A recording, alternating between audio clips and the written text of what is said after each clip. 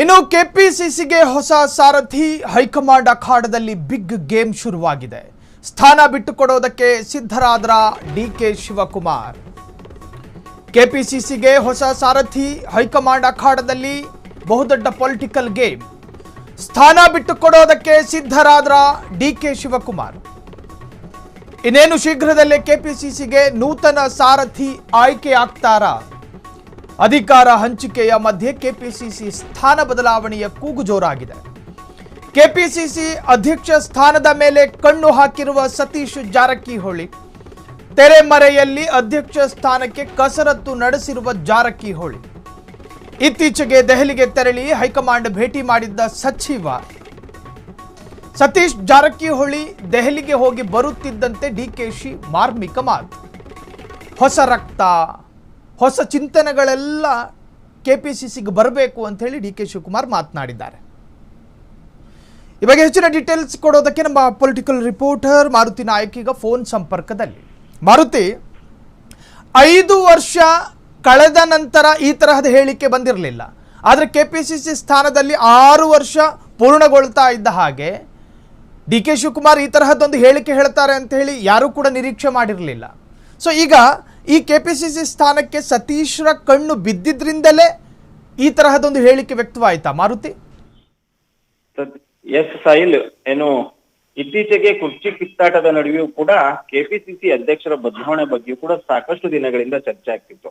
ಯಾಕೆಂದ್ರೆ ಕಳೆದ ಒಂದು 6-7 ತಿಂಗಳಿಂದಲೂ ಕೂಡ ಕೆಪಿಸಿಸಿ ಅಧ್ಯಕ್ಷರ ಬದಲಾವಣೆ ಆಗ್ಬೇಕು, ಹೊಸಬರಿಗೆ ಅವಕಾಶ ಕೊಡಬೇಕು ಮತ್ತು ಹೊಸ ಸಂಘಟನೆಗೆ ಕೂಡ ಅವಕಾಶಗಳನ್ನ ಕೊಟ್ರೆ ಮಾತ್ರ ಮುಂದಿನ ದಿನಗಳಲ್ಲಿ ಯುವಕರಿಗೆ ಅವಕಾಶ ಸಿಕ್ದಂಗಾಗುತ್ತೆ ಮತ್ತು ಪಕ್ಷ ಸಂಘಟನೆಗೆ ಕೂಡ ಪ್ರಬಲವಾಗುತ್ತೆ ಅಂತ ವಾದಗಳನ್ನ ಕೇಳ್ಕೊಳ್ತಿದ್ರು. ಆದ್ರೆ ಇತ್ತೀಚೆಗೆ ಏನು ಕುರ್ಚಿ ಕಿತ್ತಾಟ ನಡುವೆ ಅದೆಲ್ಲೋ ಒಂದ್ ಕಡೆ ಸೈಲೆಂಟ್ ಆಗಿತ್ತು. ಈಗ ಮತ್ತೆ ಮುನ್ನೆಲೆಗೆ ಬಂದಿರುವಂತದ್ದು ಕೆಪಿಸಿಸಿ ಅಧ್ಯಕ್ಷರ ಬದಲಾವಣೆ ವಿಚಾರ.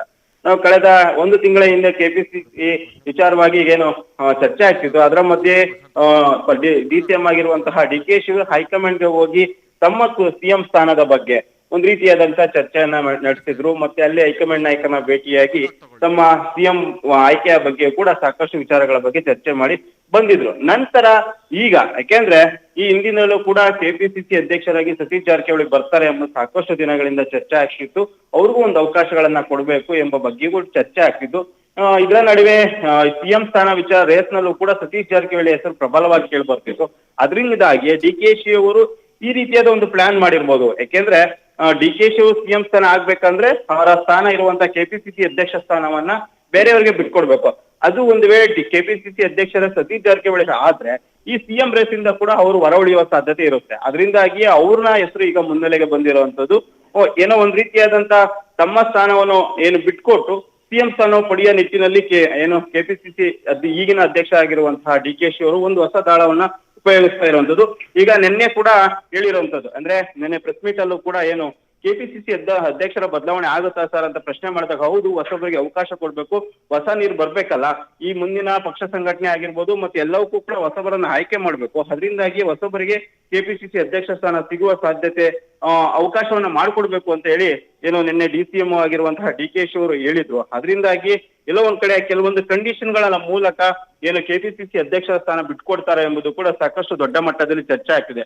ಅಂದ್ರೆ ಕಂಡೀಷನ್ ಅಂತ ನಾವು ನೋಡೋದಾದ್ರೆ ಒಂದು ವೇಳೆ ನಾನು ಕೆಪಿಸಿಸಿ ಅಧ್ಯಕ್ಷ ಸ್ಥಾನ ಏನಾದ್ರೂ ಬಿಟ್ಕೊಡ್ಬೇಕಾದ್ರೆ ನನಗೆ ಸಿಎಂ ಸ್ಥಾನವನ್ನ ಕೊಡ್ಬೇಕು ಅನ್ನೋ ಒಂದು ಹಲವು ಕಂಡೀಷನ್ಗಳ ಮೂಲಕ ಏನು ಸತೀಶ್ ಜಾರಕಿಹೊಳಿ ಅವರಿಗೆ ಕೆಪಿಸಿಸಿ ಅಧ್ಯಕ್ಷರ ಸ್ಥಾನ ಬಿಟ್ಕೊಡುವ ಸಾಧ್ಯತೆ ಇರುವಂತದ್ದು.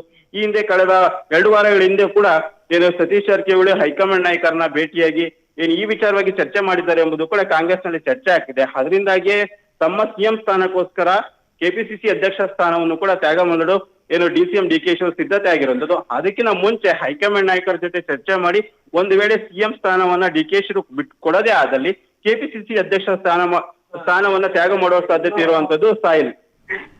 ಇನ್ನು ಮಾರುತಿ, ಡಿಕೆ ಶಿವಕುಮಾರ್ ತ್ಯಾಗದ ಮಾತನ್ನ ಬಹಳಷ್ಟು ಸ್ಪಷ್ಟವಾಗಿ ಆಡ್ತಾ ಇದ್ದಾರೆ.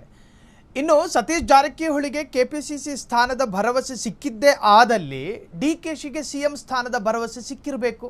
ಒಂದು ವೇಳೆ ಅದು ಸಿಗದೇ ಇದ್ರೆ ಪಕ್ಷ ಅಥವಾ ಏನು ಸ್ಥಾನ ತ್ಯಾಗ ಮಾಡೋದಕ್ಕೆ ಯಾವುದೇ ಕಾರಣಕ್ಕೂ ಕೂಡ ರಾಜಕಾರಣಿ ಮುಂದಾಗೋದಿಲ್ಲ. ಎಸ್ ಸಾಯಿಲ್, ಏನು ಕೆಪಿಸಿಸಿ ಅಧ್ಯಕ್ಷ ಸ್ಥಾನ ಈಗಾಗಲೇ 6 ವರ್ಷಗಳ ಕಾಲ ಡಿಕೆಶಿ ಅವರು ಪೂರೈಸಿರುವಂತದ್ದು. ಇದರ ಮಧ್ಯೆ ಏನು ಸಿಎಂ ಸ್ಥಾನ ಪಡೆಯುವ ನಿಟ್ಟಿನಲ್ಲಿ ಸಾಕಷ್ಟು ಕಸರತ್ತುಗಳನ್ನ ಹೈಕಮಾಂಡ್ ನಾಯಕರನ್ನ ಭೇಟಿ ಮಾಡಿದ್ರು. ಅಲ್ಲಿ ಒಂದು ರೀತಿಯಾದ ಭರವಸೆ ಸಿಕ್ಕಿರಬಹುದು. ಒಂದು ವೇಳೆ ಅಂದ್ರೆ ನೀವು ಕೆಪಿಸಿಸಿ ಅಧ್ಯಕ್ಷ ಸ್ಥಾನ ಬಿಟ್ಕೊಟ್ರೆ ನಿಮ್ಗೆ ಸಿಎಂ ಸ್ಥಾನ ಕೊಡ್ತೀವಿ ಅಂತ ಏನು ಹೈಕಮಾಂಡ್ ನಾಯಕರು ಕೂಡ ಒಂದು ರೀತಿಯ ಭರವಸೆ ಕೊಟ್ಟಿರಬಹುದು, ಇಲ್ಲ ಕೊಡದೇ ಇರಬಹುದು. ಒಟ್ಟಲ್ಲಿ ಅವರು ಕೆಪಿಸಿಸಿ ಅಂದ್ರೆ ತಮ್ಮ ಸಿಎಂ ಸ್ಥಾನಕ್ಕಾಗಿ ಕೆಪಿಸಿಸಿ ಅಧ್ಯಕ್ಷರ ಸ್ಥಾನವನ್ನು ಕೂಡ ಬಿಟ್ಕೊಳ್ಳಕ್ಕೆ ಎಲ್ಲಾ ರೀತಿಯಾದಂತಹ ತಯಾರಿಯನ್ನ ಕೂಡ ಡಿಸಿಎಂ ಆಗಿರುವಂತಹ ಡಿ.ಕೆ. ಶಿವ ನಡೆಸಿರುವಂತದ್ದು. ಆದ್ರೆ ಹೈಕಮಾಂಡ್ ಯಾವ ರೀತಿಯಾದಂತ ಈ ಕಡೆ ಗಮನ ಹರಿಸುತ್ತೆ, ಒಂದು ವೇಳೆ ಸತೀಶ್ ಜಾರಕಿಹೊಳಿಗೆ ಕೆಪಿಸಿಸಿ ಅಧ್ಯಕ್ಷ ಸ್ಥಾನ ಕೊಡುತ್ತಾ, ಅಥವಾ ಸಿಎಂ ಆಗಿ ಈಗ ಏನು ಇರುವಂತಹ ಸಿದ್ದರಾಮಯ್ಯ ಅವ್ರನ್ನೇ 5 ವರ್ಷಗಳ ಕಾಲ ಮುಂದುವರಿಸಿ ಕೆಪಿಸಿಸಿ ಅಧ್ಯಕ್ಷ ಸ್ಥಾನದಲ್ಲಿ ಡಿಸಿಎಂ ಆಗಿರುವಂತಹ ಡಿ.ಕೆ. ಶಿವನು ಮುಂದುವರಿಸುತ್ತಾ, ಎಲ್ಲವಕ್ಕೂ ಕೂಡ ಹೈಕಮಾಂಡ್ ನಿರ್ಧಾರ ಮಾಡ್ಬೇಕಾಗಿರೋದು. ಆದ್ರೆ ಹೈಕಮಾಂಡ್ ಚುನಾವಣೆಗಳ ಏನು ಭರಾಟೆಯಲ್ಲಿರೋದ್ರಿಂದ ಈ ಕಡೆ ಅತಿ ಹೆಚ್ಚು ಗಮನವನ್ನ ಹರಿಸ್ತಿಲ್ಲ.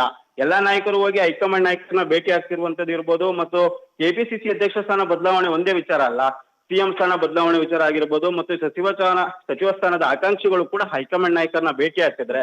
ಆದ್ರೆ ಇಲ್ಲಿವರೆಗೂ ಕೂಡ ರಾಹುಲ್ ಗಾಂಧಿ ಆಗಿರ್ಬೋದು, ಸೋನಿಯಾ ಗಾಂಧಿ ಆಗಿರ್ಬೋದು, ಮತ್ತೆ ಅದೇ ರೀತಿ ಎಐಸಿಸಿ ಅಧ್ಯಕ್ಷರಾದಂತಹ ಮಲ್ಲಿಕಾರ್ಜುನ ಖರ್ಗೆ ಅವರು ಕೂಡ ಯಾವುದೇ ರೀತಿಯ ಸ್ಪಷ್ಟ ಹೇಳಿಕೆಯನ್ನ ಕೊಟ್ಟಿಲ್ಲ.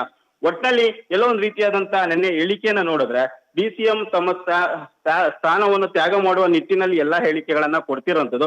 ಒಟ್ಟಲ್ಲಿ ಇದಕ್ಕೆ ಹೈಕಮಾಂಡ್ ಯಾವ ರೀತಿಯಾದಂತಹ ಸಬೂಬು ಹೇಳುತ್ತೆ, ಒಪ್ಕೊಳ್ಳುತ್ತಾ, ಇಲ್ಲ ಸಿದ್ದರಾಮಯ್ಯನ ಕೆಳಗಿಳಿಸಿ ಡಿಸಿಎಂ ಆಗಿರುವಂತಹ ಡಿ.ಕೆ. ಶಿವರಿಗೆ ಅವಕಾಶ ಮಾಡ್ಕೊಡುತ್ತಾ ಎಂಬುದು ಕಾದ್ ನೋಡ್ಬೇಕಾಗಿರುವಂತದ್ದು. ಸಾಯಿಲ್, ಥ್ಯಾಂಕ್ ಯು ಮಾರುತಿ, ತಮ್ಮೆಲ್ಲ ಹೆಚ್ಚಿನ ಡೀಟೇಲ್ಸ್ಗೆ. ಒಟ್ಟಾರೆ ಕೆಪಿಸಿಸಿ ಪಟ್ಟ ಸತೀಶ್ಗೆ, ಸಿಎಂ ಪಟ್ಟ ಡಿ.ಕೆ.ಶಿಗೆ ಅನ್ನೋ ಅರ್ಥದಲ್ಲಿ ಚರ್ಚೆಗಳು ಶುರುವಾಗಿದೆ.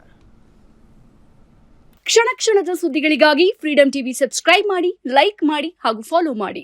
ಹೊಸ ಸುದ್ದಿಗಳ ನೋಟಿಫಿಕೇಶನ್ಗಾಗಿ ಬೆಲ್ ಐಕಾನ್ ಮೇಲೆ ಕ್ಲಿಕ್ ಮಾಡಿ.